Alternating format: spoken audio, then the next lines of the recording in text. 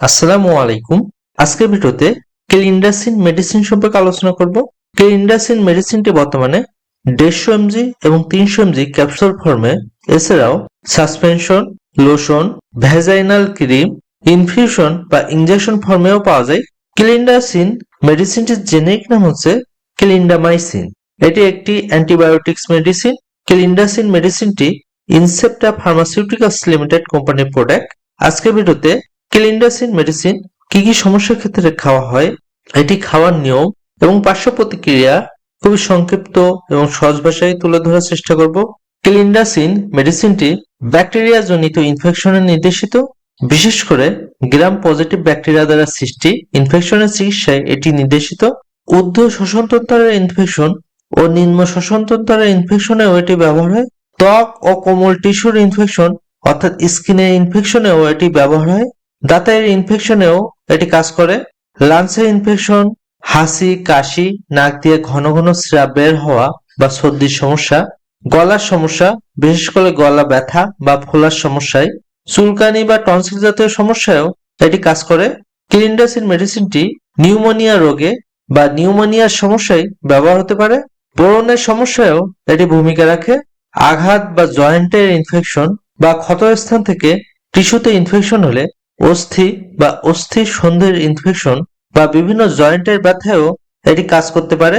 হার্টের বিভিন্ন সমস্যা, হার্টের রক্ত প্রবাহ সমস্যা বা হৃদরোগের সমস্যায়ও এটি ব্যবহার হতে পারে। পেটের মধ্যের ইনফেকশন বা উচ্চ জ্বর বা সাধারণ জ্বর, ফুসকুড়ি, ত্বকে খোসা ছড়ালে বা নিম্ন রক্তচাপের ক্ষেত্রেও এই মেডিসিনটি ব্যবহার হতে পারে।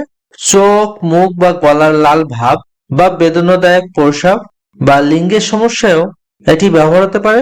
অনিয়মিত রক্তক্ষরণ, গন্ধযুক্ত যোনিস্রাব সমস্যা সহ আরো বিভিন্ন রকম সমস্যায় ক্লিন্ডাসিন মেডিসিনটি ব্যবহার হতে পারে। ক্লিন্ডাসিন মেডিসিনটি অবশ্যই ডাক্তারের পরামর্শ নিয়ে ব্যবহার করবেন, কারণ এটি একটি গুরুত্বপূর্ণ অ্যান্টিবায়োটিক্স মেডিসিন। একমাত্র ডাক্তার রোগীর সার্বিক দিক বিবেচনা করে ওষুধ এবং তার খাওয়ার নিয়ম সঠিকভাবে নির্ধারণ করতে পারে।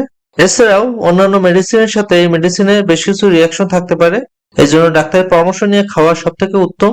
ক্লিন্ডাসিন মেডিসিনটি বয়স এবং রোগীর সাপেক্ষে ডোজ বিভিন্ন রকম হতে পারে, তবে স্বাভাবিক মাত্রায় 150 থেকে 300 এমজি ক্লিন্ডাসিন ক্যাপসুলটি প্রতি 6 ঘন্টা পর পর খাওয়া যায়।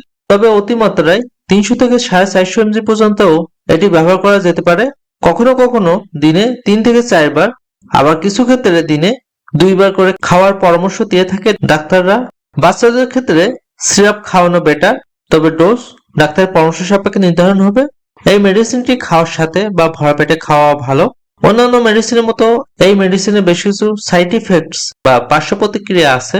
কিছু রোগীর ক্ষেত্রে কিছু সমস্যা দেখা দিতে পারে, যেমন পেট ব্যথা, অম্লনালীর প্রৌধা, অম্লনালীর আলসার, বমি বমি ভাব, ডায়রিয়া, চুলকানি, স্কিন র্যাশ, আর্টিকারিয়ার মতো সমস্যা সহ আরো বিভিন্ন সমস্যা দেখা দিতে পারে। সবাই সুস্থ এবং ভালো থাকুন। আল্লাহ হাফেজ।